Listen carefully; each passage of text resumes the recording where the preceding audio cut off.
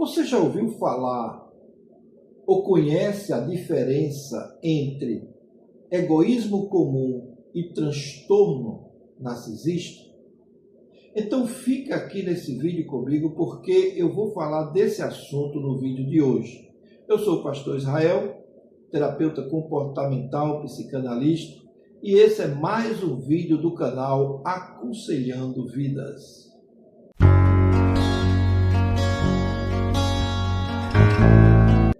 Vivemos em uma sociedade em que cada vez mais ela é mais individualista.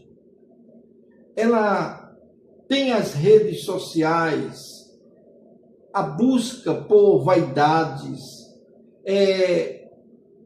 tem aquela busca pela validação, tem aquela necessidade constante de reconhecimento, de competitividade.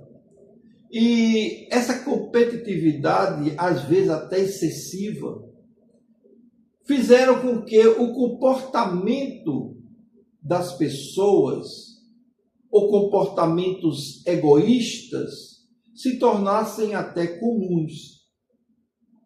Agora, deixa eu te dizer uma coisa. Muitas pessoas pensam primeiro em si mesmas. E está tudo bem. Mas elas também desejam atenção, elas desejam reconhecimento, desejam prioridades.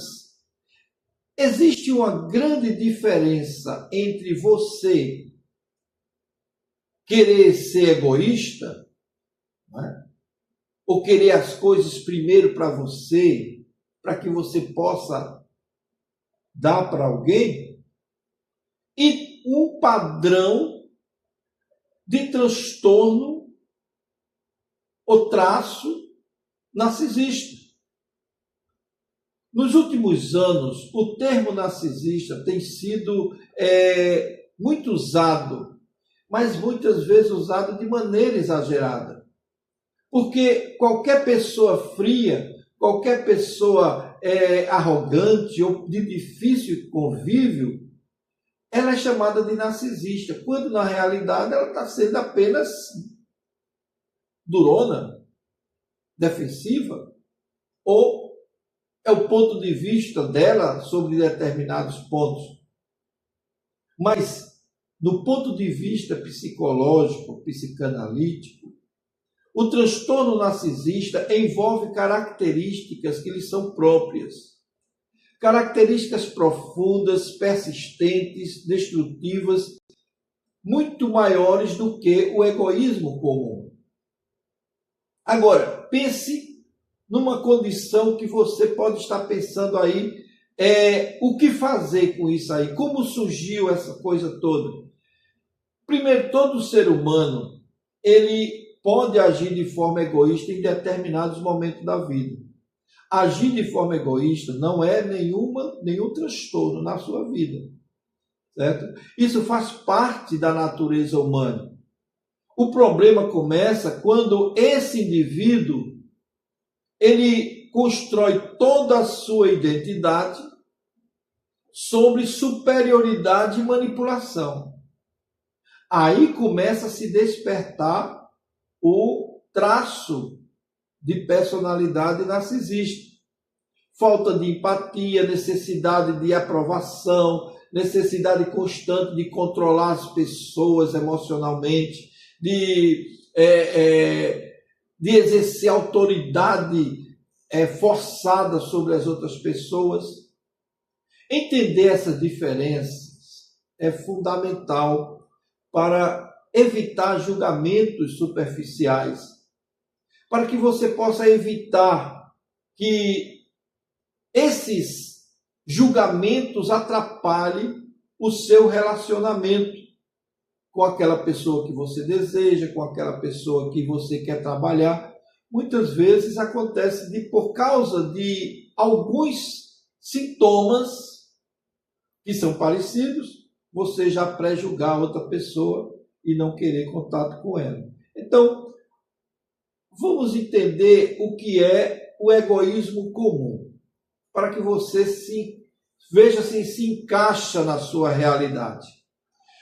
O egoísmo comum, ele é um comportamento presente em praticamente todas as pessoas. E ela segue um padrão que, quando alguém prioriza as próprias necessidades, os seus próprios desejos, os seus próprios interesses, acima dos interesses das outras pessoas. Até aí está tudo bem, certo? Isso pode parecer, ou aparecer, melhor dizendo, em uma situação simples, como querer descansar sem ajudar ninguém. Chega em casa do trabalho, tem a louça para lavar, tem prato para guardar, tem alguma coisa para fazer, e você chega, não, eu estou esgotado, e vai para o quarto e dorme. Beleza. Até aí tudo bem. Pensar primeiro em si nos momentos de dificuldade. Você está querendo alguma coisa, mas primeiro, eu vou me servir para que eu possa estar bem. Ou buscar o reconhecimento pessoal. Não, eu não vou fazer com ninguém, porque aí se eu for fazer, vai dividir a atenção com a outra pessoa e eu quero é para mim. Tudo bem. Ter dificuldade de dividir a atenção.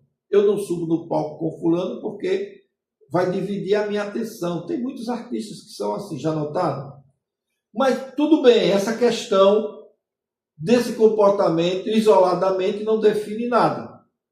Agora, quando o egoísmo faz parte da sobrevivência humana, a psicologia entende que existe um nível saudável de autopreservação.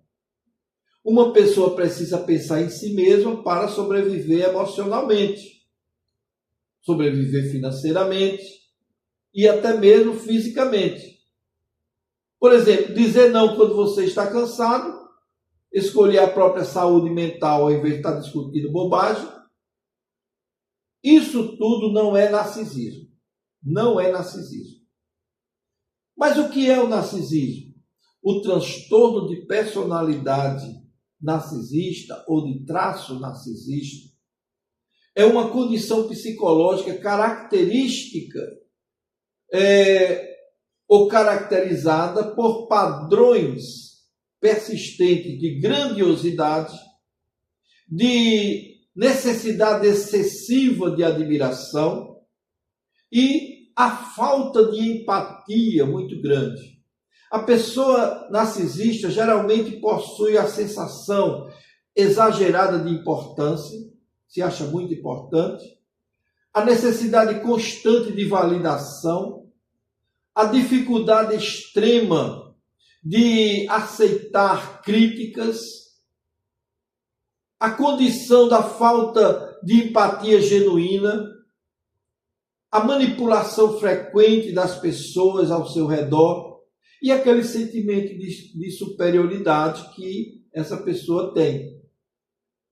Mais do que chamar essa pessoa de metida ou egoísta, o narcisista constrói um relacionamento baseado no poder e no controle emocional. As principais diferenças é a intensidade e a estrutura. Eu vou explicar.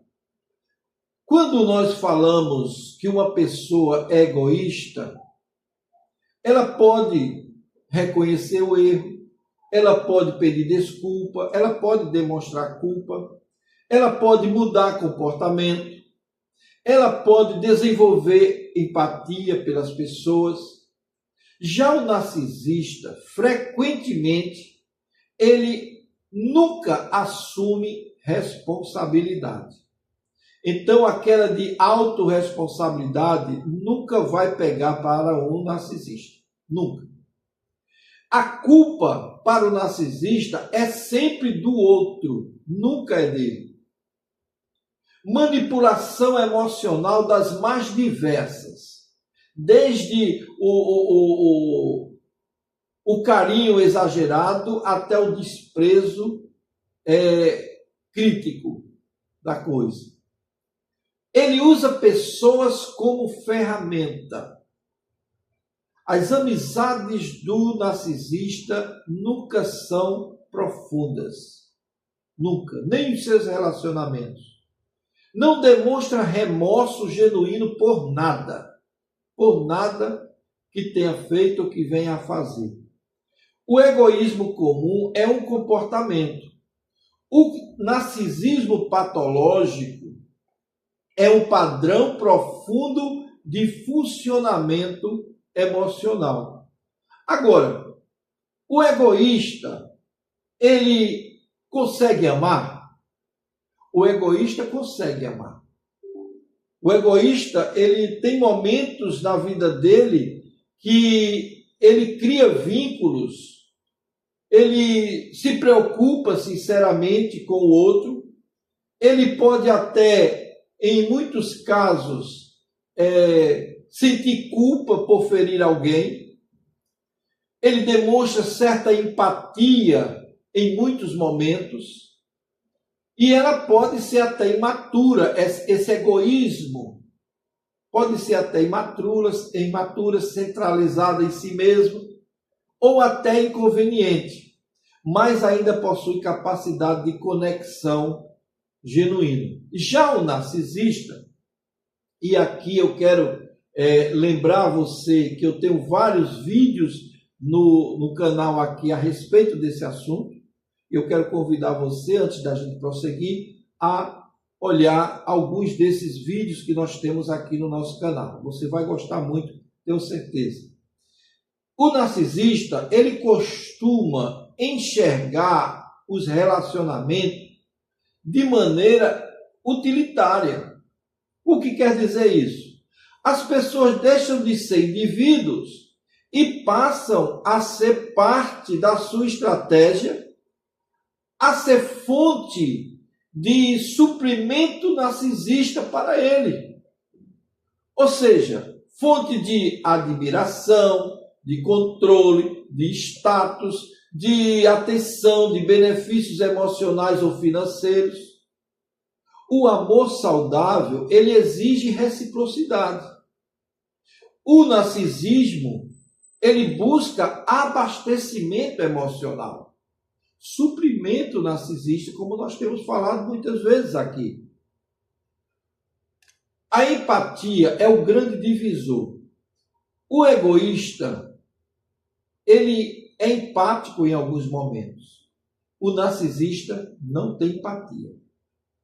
Então, o narcisista, ele usa a empatia apenas como estratégia de ação para alcançar algo que ele queira. Então, ele vai fingir o mais empático das pessoas, dos homens. E um exemplo disso é quando ele quer conquistar alguém, quando ele quer manipular, quando ele quer parecer bom socialmente, quando ele quer manter o controle de quem ele já controla. Diante da dor genuína, frequentemente ele demonstra frieza, ele demonstra irritação, ele demonstra desprezo, impaciência ou indiferença. Para ele tanto faz, não sendo com ele, está tudo certo.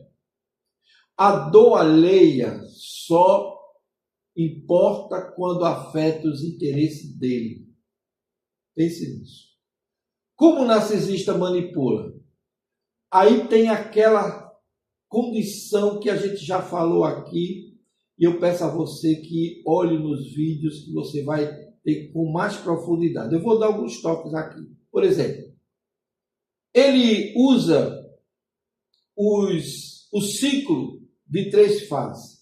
A idealização, quando ele coloca a vítima no pedestal, ela é a melhor pessoa do mundo, e ele faz tudo por ela, e ela acha que ele achou o super-homem, ela achou o melhor homem do mundo, e se sente aquela felizarda que ganhou na loteria da vida, e ele demonstra todo o amor que ele puder mostrar, ele mostra. Esse é o período da idealização. Aí, quando ele conquista a vítima, ele passa a conviver com ela. E aí, a vítima descobre alguns pontos que não estão algumas pontas soltas nesse relacionamento. E ela começa a questionar. Se ela fizer isso, ela é vista como uma ameaça à sua integridade imaginária, né?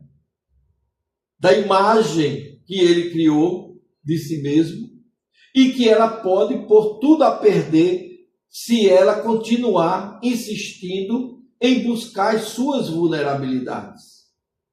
Aí então ele passa para o segundo ciclo, que é o ciclo da desconstrução dessa pessoa. Certo? É aquilo que muitas vezes nós chamamos de desvalorização daquela pessoa. Ele começa a fazer críticas, a fazer deboche, a soltar piadas, a fazer qualquer coisa que diminua essa sua vítima. E enquanto a vítima, que é tão empática, que é tão tá tão animada, pensando que é só uma fase na vida dele, uma fase difícil, ela vai ficando confusa e ele vai criando vários pontos para mantê-la ocupada. E na última fase dessa condição da desvalorização, ele cria o que nós conhecemos como gaslighting, que é a mania de que eles forçam a pessoa, a sua vítima, a achar que é louca, certo? A perder o senso de realidade da sua existência.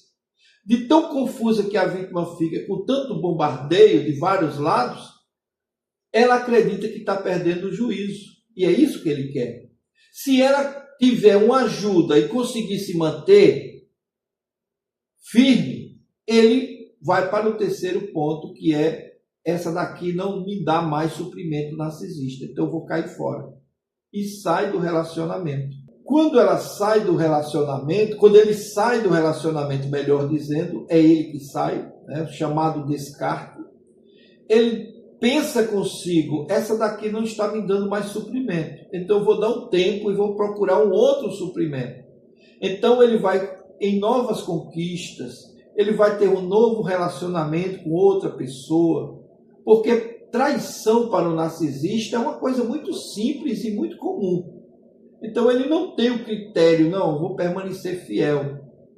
O narcisista, ele nunca é totalmente fiel. Não adianta você forçar, que ele não vai ser. Porque ele não procura lealdade, ele não procura criar vínculo, ele procura satisfação das suas necessidades narcisistas. Se você não tem o que dar, ele vai procurar outro. E ele vai e dá o descarte. Nesse descarte, a vítima tem dois caminhos: ou vive lamentando, ou se levanta e reconstrói a sua autoestima, que já está baixíssima. O indivíduo narcisista, ele já saiu, vai procurar outra aventura, outra fonte de satisfação na vida dele. E ele vai fazer a mesma coisa, com o mesmo ciclo. Aí, um dia ele se cansa dessa, porque o narcisista, ele não suporta muito tempo no relacionamento. Ele se cansa disso e quer voltar, porque ele sente falta. O narcisista não gosta de perder. E deixando você, de certa forma, ele lhe perdeu. Mas na mente dele, ele disse: não, eu não perdi, eu só deixei stand-by para voltar futuramente. Aí ele volta, e volta a lhe procurar. E ele volta todo penoso, todo carinhoso, todo lamentando a vida. Se você receber de volta, a situação sua fica pior. Se você resistir, ele não vai desistir. Então ele vai usar o que nós chamamos de macacos voadores. Inclusive eu tenho um vídeo aqui falando sobre esse assunto. Esses macacos voadores, eles são aquelas pessoas que são amigas em comum, até os parentes, para dizer: rapaz, volta, ele está arrependido, ele não vai fazer mais isso não, para ver se você retorna. Volto a dizer, se você cede, sua situação fica difícil. Aí você resiste. Aí ele vem com o vitimismo. Ninguém me ama, ninguém me quer, você só me usou, tanto que eu fiz por você, eu fiz tudo por você, aquela coisa toda. Se você não ceder, ele vai aumentar isso usando o hoovering, quer dizer, tentando lhe sugar para dentro do antigo relacionamento. Se você, veja, eu estou sempre botando se você ceder, ele vai passar as primeiras semanas bonzinho, porque você está carente, porque você tenta se lembrar do primeiro momento que você teve com ele. E diz, eu acho que ele vai ser igual ao primeiro momento. Realmente, nos primeiros dias ele vai ser quase que igual. Só que não. Não dura 2 semanas, ele volta a lhe desvalorizar. E essa desvalorização, ela vem com um aditivo, que é a raiva. E essa raiva faz com que ele lhe trate muito pior do que ele tratou antes. E se você ceder, você é que se prejudica. Então, por isso a recomendação é, não pegue de volta. Reconstrua a sua vida. Procure pessoas que podem lhe ajudar. E assim sendo, você, mesmo sentindo falta, mesmo sentindo aquela saudade do tempo antigo, mas continue firme, porque fazendo isso, você preserva a sua saúde mental. Procure se contactar com pessoas que lhe amam, sua família, amigos, procure uma igreja, procure uma associação de caridade que possa valorizar você e fazer com que a sua autoestima volte. Não procure relacionamento por enquanto. Eu sempre tenho dito aqui, as pessoas que conseguiram se livrar do narcisista, não procure relacionamento novo nos próximos 3 anos. Eu sou exagerado? Sou. Mas é melhor para você. Pegue esses 3 próximos anos, se reconstrua, se refaça, restaure a sua autoestima, a sua independência, a sua identidade. Faça você ser a nova pessoa, essa pessoa que você era antes de conhecer o narcisista.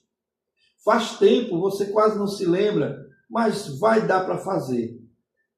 Olha, por causa da falta de coragem de muita gente, de não procurar um profissional da mente, do profissional como psicólogo, psicanalista, psiquiatra, muitos vivem dezenas de anos num relacionamento que só lhe prejudica. Então a minha recomendação é que se você conseguir se livrar do narcisista, não tente colocá-lo para ele se curar, porque ele não se cura. Não tem cura para o narcisismo patológico. Ele vai ser assim e ele vai morrer assim.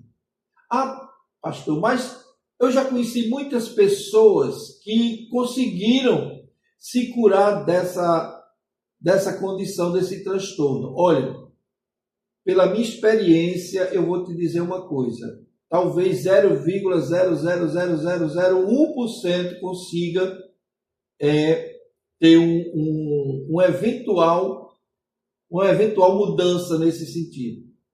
Mas a maioria das vezes não vale arriscar.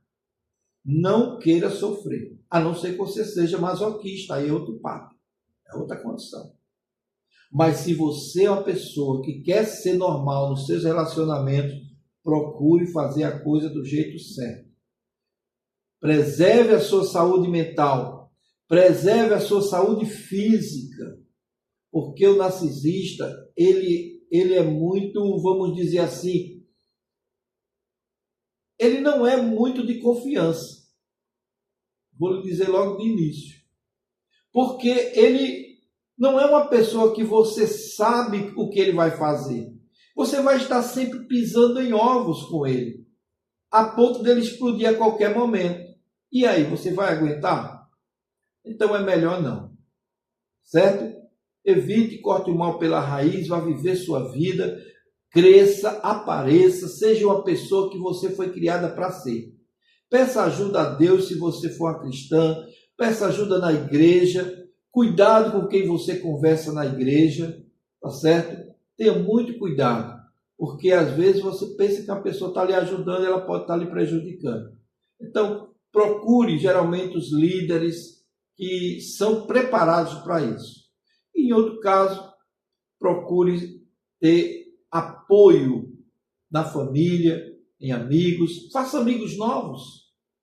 Pegue uma amiga nova que não conhece a sua história e refaça suas amizades, isso ali vai crescer sua autoestima muito mais, tá certo? Se o vídeo de hoje te ajudou de alguma forma, eu peço a você que se inscreva no nosso canal, maratona os nossos vídeos e aí você vai ver que você vai crescer muito.